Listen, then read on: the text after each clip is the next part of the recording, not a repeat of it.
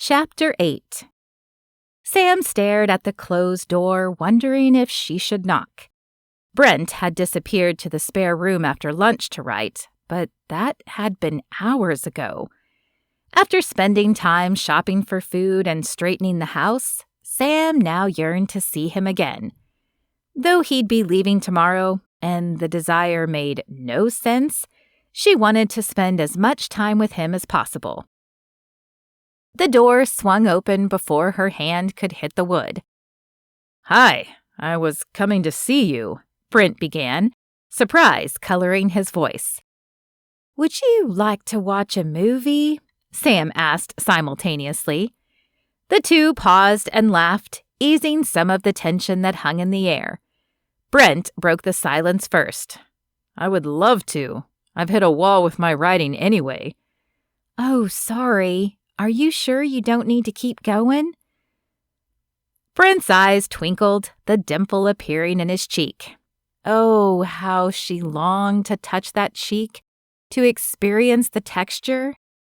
"No, I'm good as long as we don't watch one of my movies. Come on." He grabbed her hand, leading the way to the living room. Sam's lips curled into a small smile. Though it was her house, she liked the fact he took control. After surfing the channels for a moment, Brent landed on a movie they could agree on, a romantic comedy from a few years ago. Though the movie was interesting, the distance between them fixated Sam's attention. Should she scoot closer?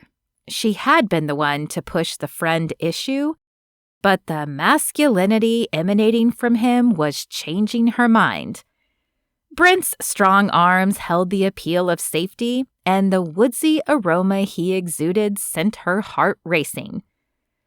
With a sideways glance her direction, he shifted position, placing his right arm on the back of the couch as if inviting her to move in. Her racing heart overruled her brain's objection, and she closed the space between them.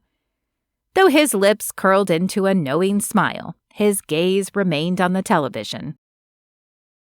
Brent's chest was strong, masculine, and Sam's vivid imagination flashed images of her hands splayed across it before her eyes. When his arm moved from the back of the couch to her shoulder, she did not object, but enjoyed the warmth and security provided. When the movie ended, his face turned to hers. Desire flooded his eyes, and Sam's breath caught. Brent's left hand brushed a loose tendril behind her ear, sending a tremor down her spine. Sam's lips parted of their own accord, and his eyebrow twitched as if asking permission to kiss her. She should say no, but her body seemed frozen in place, watching the moment in slow motion. When his eyes closed as his face lowered, the trance shattered. With the last ounce of resistance, she pushed against his chest. "Brent, we can't. I'm sorry." With a sigh, he opened his eyes and nodded. "You're right. I should get back to work anyway."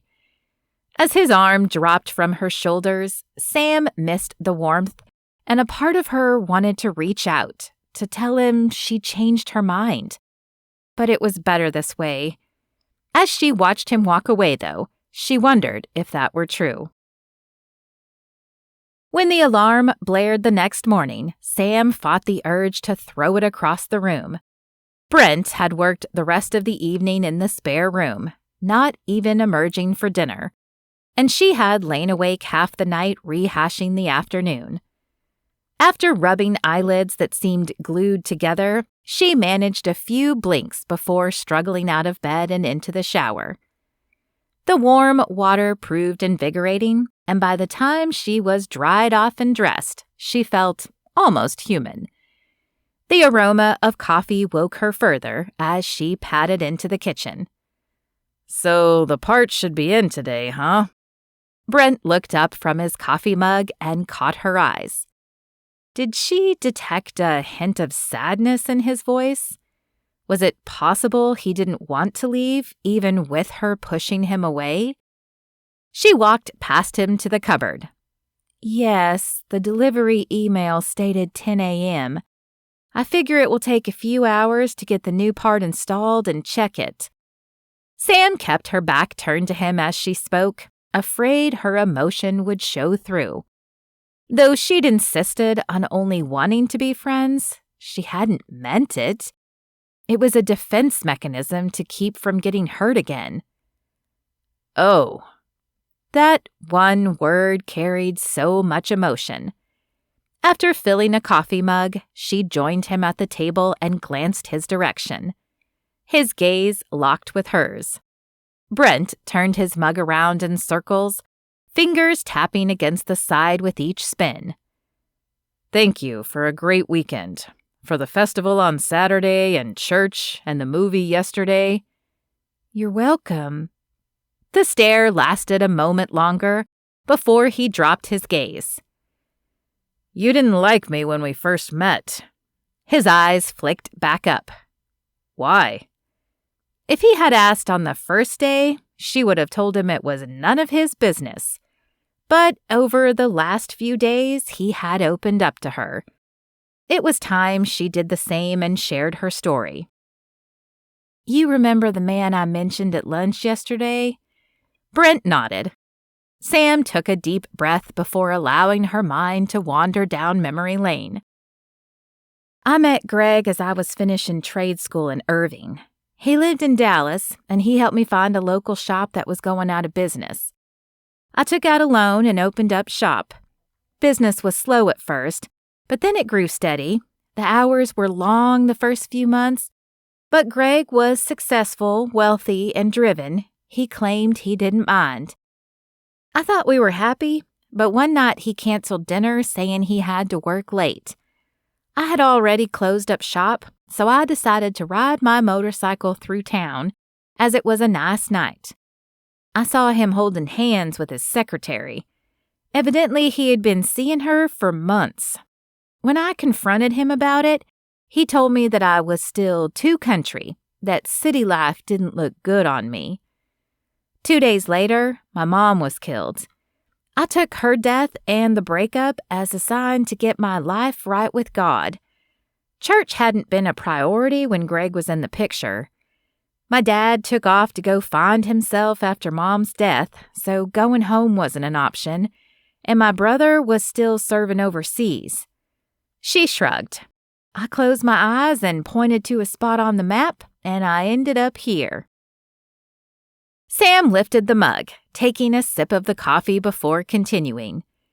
When I met you, you reminded me of Greg, rich and flighty with women. You're a good judge of people. Brent stated the words simply and matter-of-factly. She glanced up, surprised he would admit it. I was exactly that, he continued. I don't even remember the names of some women I've dated recently. But I wasn't always like that. Brent's face tilted up as if recalling a memory. I was married once to a wonderful woman, Rachel. She was a believer, like you, but a traditionalist. She wanted to stay home and raise kids. We never had any, though, because she was killed by a drunk driver coming home from the grocery store one day. Sam's grip tightened on the mug. Brent, I'm so sorry. A small, tight smile played across his lips. Me too. There isn't a day I don't miss her, but I'm glad I met you. You helped me work through some anger I was holding on to about her death, and you helped me find hope again. You even made me realize that women are all different and talented in many areas. I'm sorry for misjudging you and for thinking you couldn't fix my Porsche. I mean, you even inspired me to write a story. I'm glad my car broke down here. As his eyes locked with hers, emotions flooded through Sam. She wanted to ask him to stay, but her pride wouldn't let her. Why had she expressed she only wanted to be friends? She didn't want to be friends, at least not just friends. She wanted to tell him of her attraction, but what would be the point with him leaving later?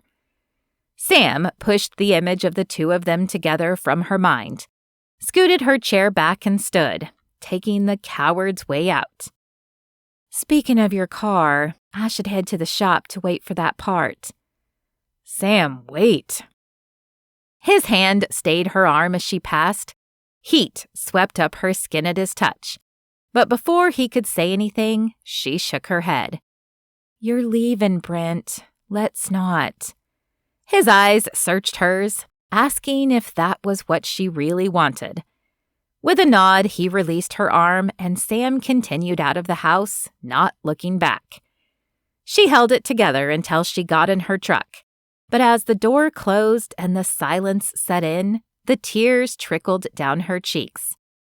She wasn't sure she was in love with him, but he had shone a spotlight on the loneliness in her life, and she enjoyed having him around. Returning to life the way it was before Brent McKasson showed up now held little appeal. The drive to her shop was short, and after putting the vehicle in park, she ran a hand across her cheeks to clear away the wet tracks. She had work to finish and no time for the emotions roiling inside her.